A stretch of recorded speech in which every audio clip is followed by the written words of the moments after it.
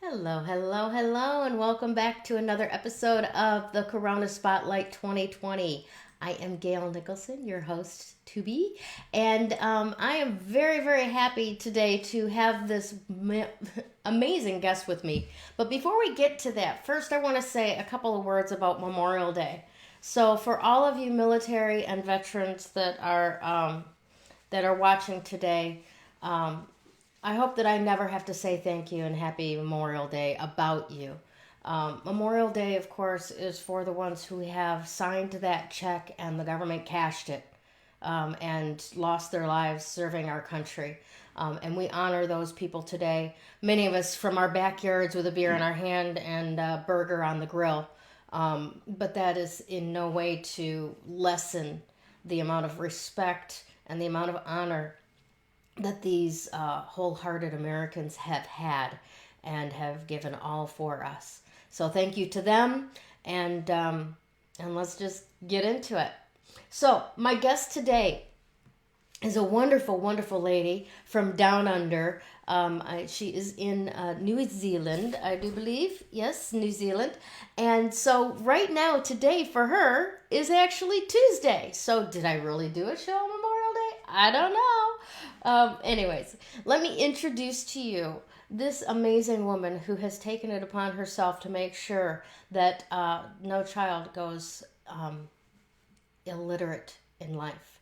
So, Christine J Melligan. She is an early childhood educator down there in New Zealand with the program called Kids Learning to Read. And I am so thrilled to have you today, Christine. Thanks for joining us. How are you? Good. I'm great, Gail. Hi. Good morning from me on Tuesday. Yeah, And we got to give you lots of credit. It's like 6 a.m. there where you are on Tuesday, huh? yeah, Thank you yeah. so much for rising and shining bright and early um, to be with us. How are things going down there? We were just talking before the show started that it's autumn down there and just getting warm or cool enough to start lighting the fires in the fireplace. How's that going? Oh, it's going great. Just like the last month of autumn before our winter really kicks in, and we're starting to light fires as it is. So, yeah, it's getting cold down here. Gotcha, gotcha. Well, try and stay warm for the next half an hour at least. Um, Yeah. let me begin by just asking you. Here, let me preface this first. When I was a little girl, I wanted to be a teacher. And then I went to class in Detroit and saw how horrible the kids were to their teachers, and I went, "Oh, I don't think I ever want to do that." Right? But you um are a master at teaching little kids how to read. Why? What drew you to doing that? What inspired you about it? And what keeps you going? Well, what inspired me to teach children to read was I trained for a teacher for 3 years. And then when I had my very, very first class, which was in 2007, I thought that I had been trained well enough, and I thought I knew what I was doing when I was teaching my kids to read. So I decided that I would just decorate my class, get everything all the kids needed, and start my lessons. Unbeknown to me, that my 9-year-old children couldn't read anything that I gave them. And throughout the whole month that I first started teaching them, I realized I didn't have enough skills to actually teach them how to read properly, because one of the reasons why they couldn't read is because they are bilingual. So in our country, we can go to school and learn our native language. Mm-hmm. And so a lot of these kids went to those kind of schools before they came to like an English speaking school. And But I just did for clarification's sake, what is your native language? So our native language is Te Reo Māori. So Māori are the Indigenous people of New Zealand, so we have our own native language. And Gotcha. so a lot of them went to a school where they just spoke to their native language, and they came to an English-speaking school. But I didn't know how to teach them to read English at all, and I didn't know how to teach them to read or write in English. And unbeknown to me, the skills that I had learned while training as a teacher weren't efficient enough to actually teach them. So I went back to uni and did my master's degree in teaching kids how to read. So that was the first reason why. And while I was studying, I realised that our schools are not equipped, like in personnel and resources and expertise, to teach our children how to read. Now, in New Zealand, America, Australia, and the UK, we all have the same kind of dilemma in terms of literacy. We have a huge amount of our children who cannot read and write. And I'm talking like 13 to 15-year-olds who cannot read and write. So in America, for instance, there are 200 million children in America who can't read and write in English. And when they do leave college or high school, they leave at a reading level of a 9-year-old. And these are 16, 17-year-old children who leave college or high school and are reading at a 9-year-old level. Now, the results are the same in those other countries because we all follow the same kind of theories and philosophies of how to teach children to read. Mm-hmm. And the other reason why I'm doing what I'm doing is because when you send your child to school, you expect them to be taught to learn to read and write because those are the basics, read and write and maths. Right. Well, because of our education system is not equipped to actually teach our children to read, parents now will have to take control of actually teaching their children to read themselves or getting someone to do it for them because their children won't be able to learn to read in our schools the way that our schools are at the moment. Now, let me interrupt you for just a second to ask, do you have the same type of thing that we have going on in America since, I want to say like the early 2000s with this No Child Left Behind, where they don't have to actually be able to read to be moved along to the next class, to the next grade? And that's, I mean, my mother's got to be rolling over in her grave when that started happening. But do you have that there as well, where they just keep moving the kids along? Yep.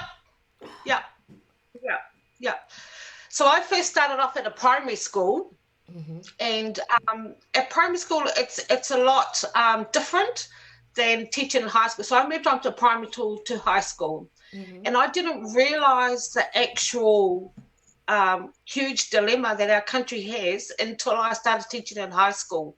Now, I started teaching at a year 9, which is about a grade 11 to America, in equivalence to America.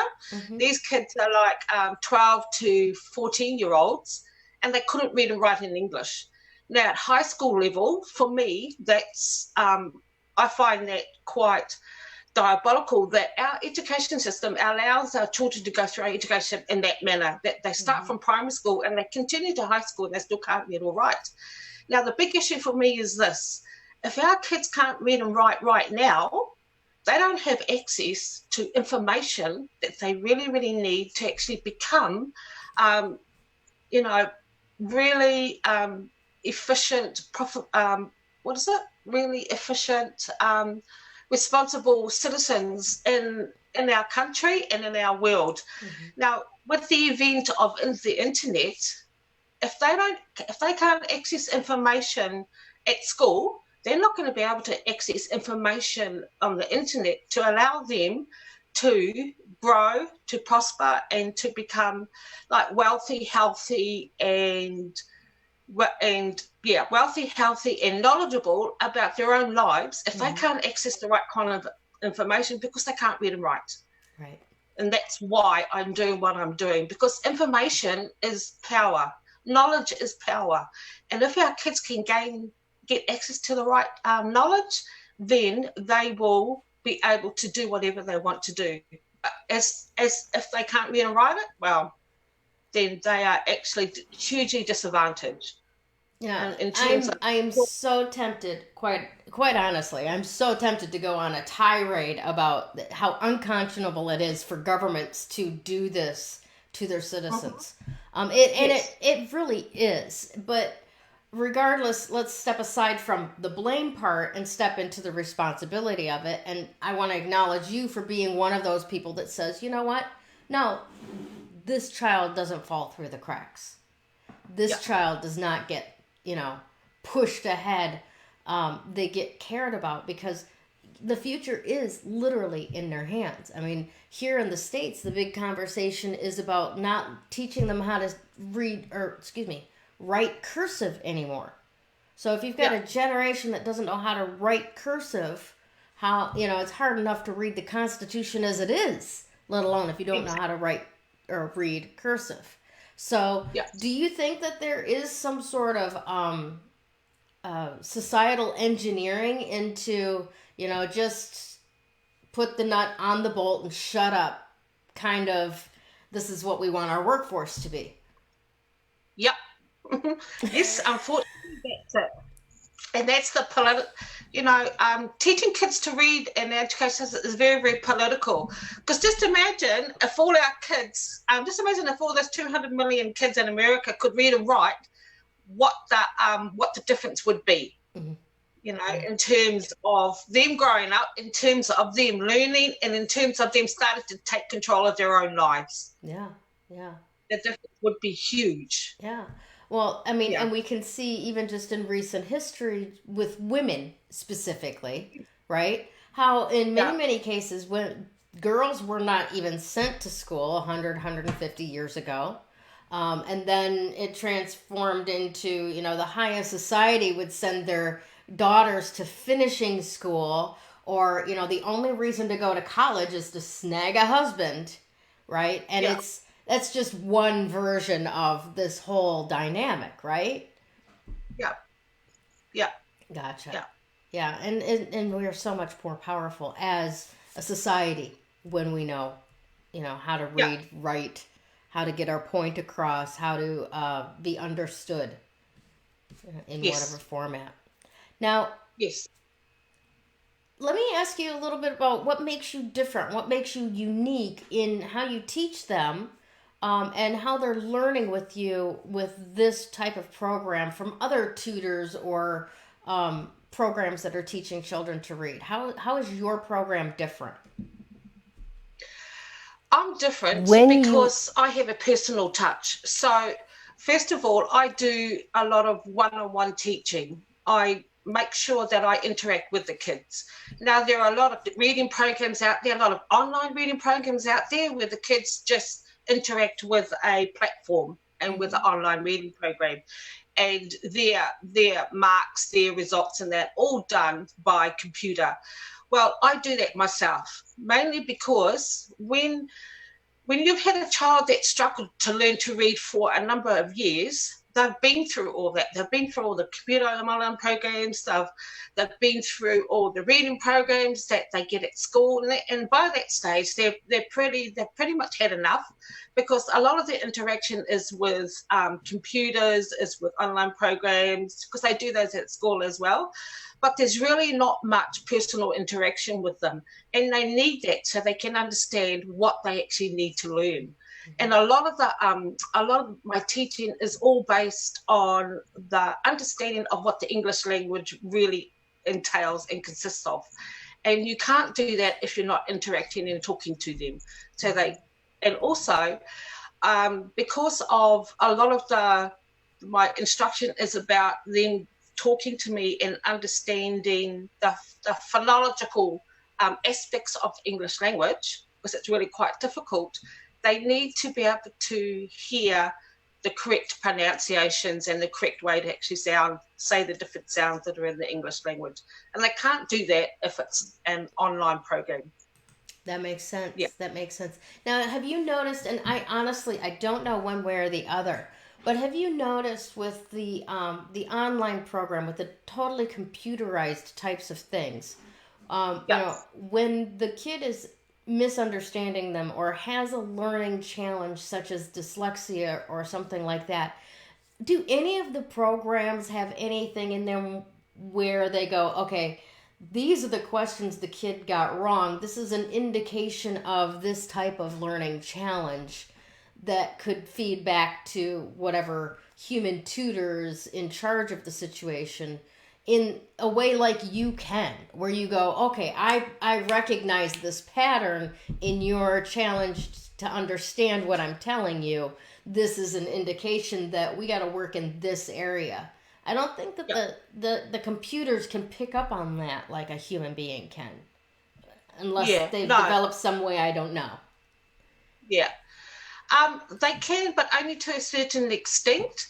But there, some of the challenges that our kids face is that they can't hear some of the sounds because they're at different pitches and they're at different speeds. And so, and because of some of them, a lot of children have a lot of hearing disabilities or hearing difficulties. Mm-hmm. So if the computer can't pick that up, then the child won't be able to progress. And with someone human and someone personal, they can do that just instantly, just by talking to the child, and then adjust the program to actually suit them, to actually, because we cater specifically for that child and whatever is to cater for their needs, to make sure that they're on the right track and to make sure they're going to progress to where we want them to be. Then we need to pick up on those anomalies with our kids really, really quickly.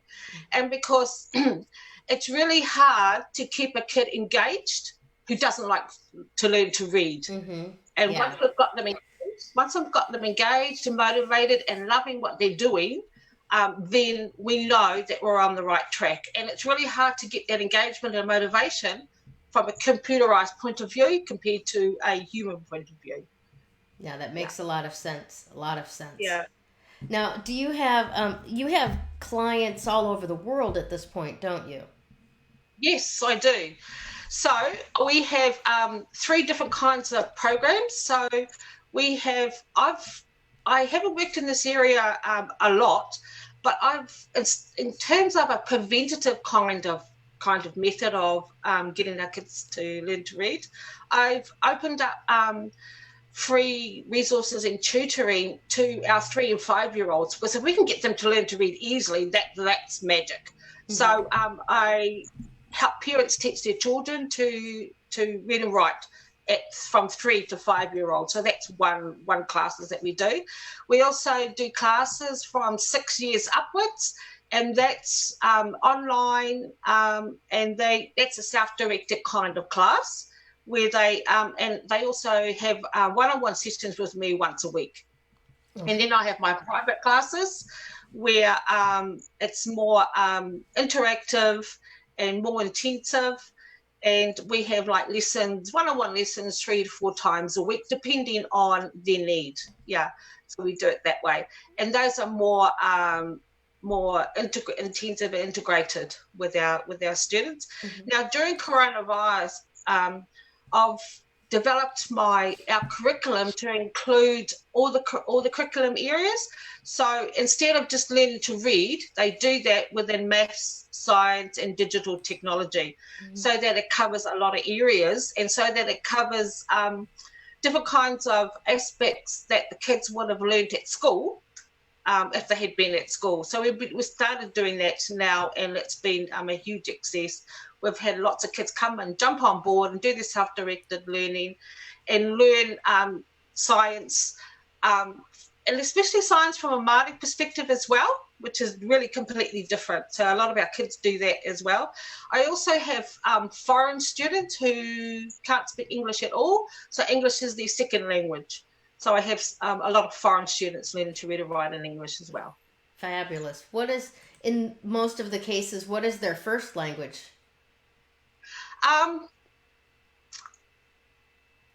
With Māori, there is, they're from Algeria, so Okay. I'm not sure what their language is.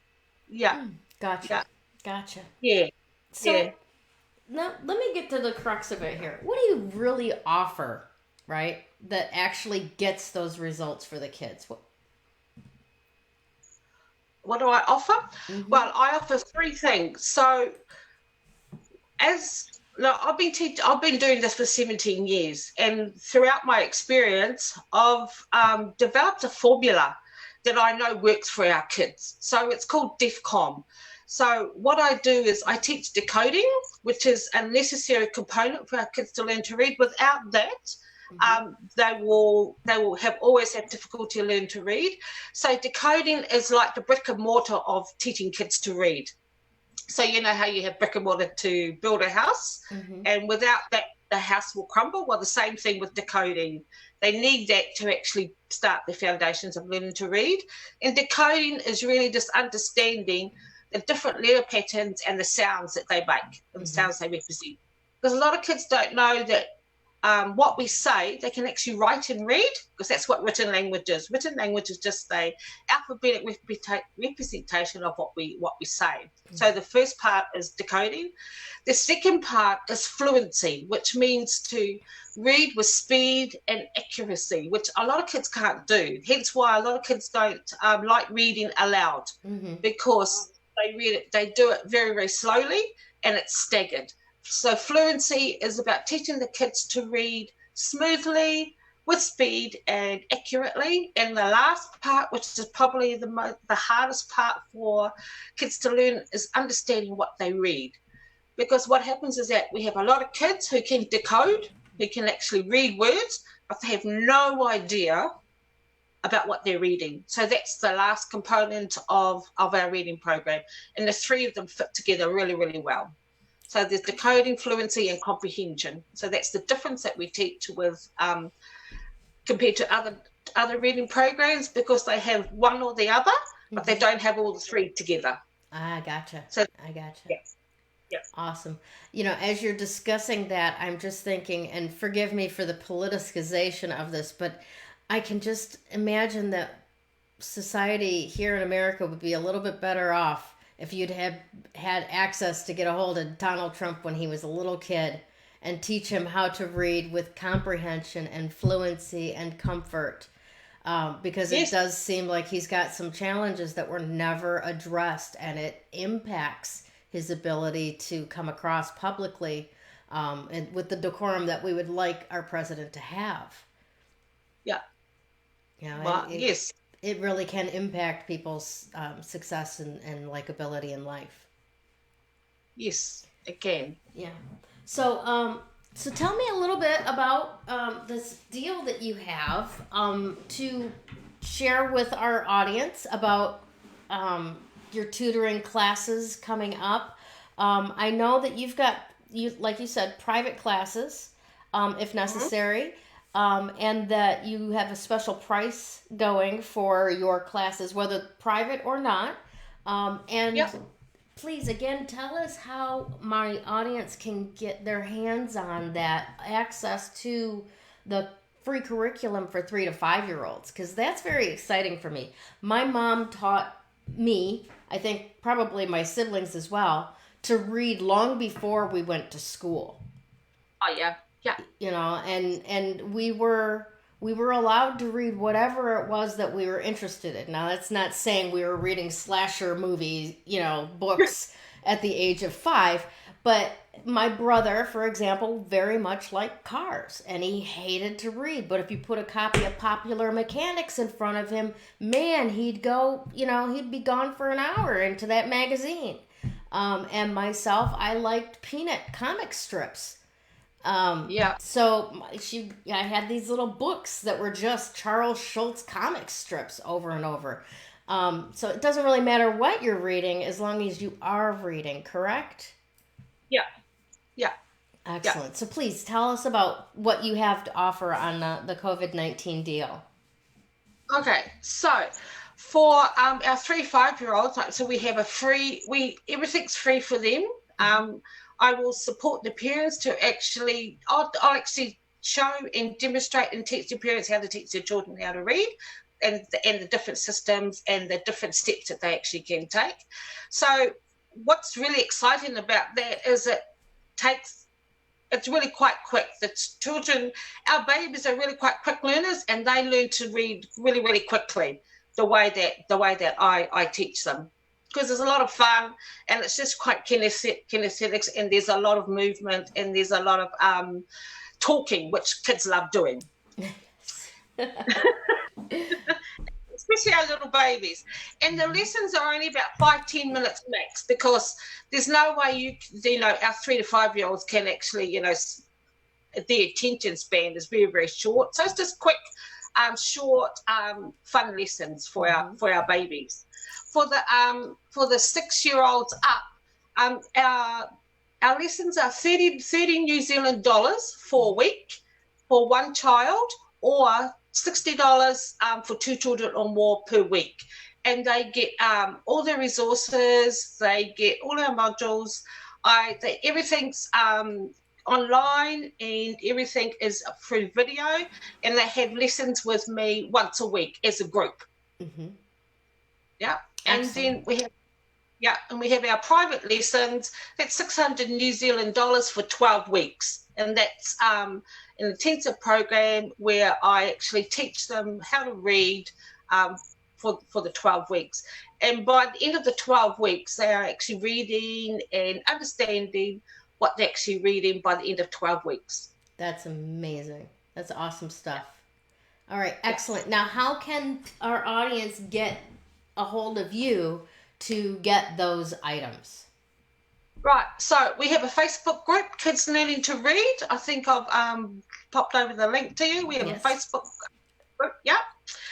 We have our website, Kids Learning to Read Learning Hub, and we also have a YouTube channel. Excellent. And all of those links will be in the message when I post this online. So thank you very, very, very much for what you do.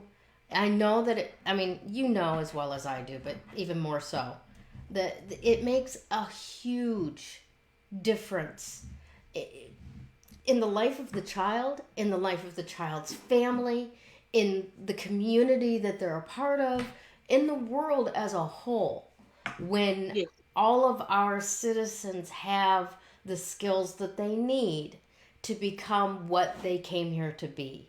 So thank you again for being one of those people that is unwilling to let any child fall through the cracks and has stepped up to make sure that your gifts are transferred to the next generation. Thank you. Thank you. Thank you so much. You're very welcome. Now, do you have any final words for our audience before we send them on their way to barbecue today? No, just have a happy day, and I look forward to working with you and your children. Awesome. Thank you. Bye. When you open yourself up to actual energy work, makes that recovery progress so much faster. That recovery is possible. You do not have to live as a victim until your last days. You have unbelievable strength, and I know that because you're still here. Do you want to create something completely unrecognizable with your life? I can show you how.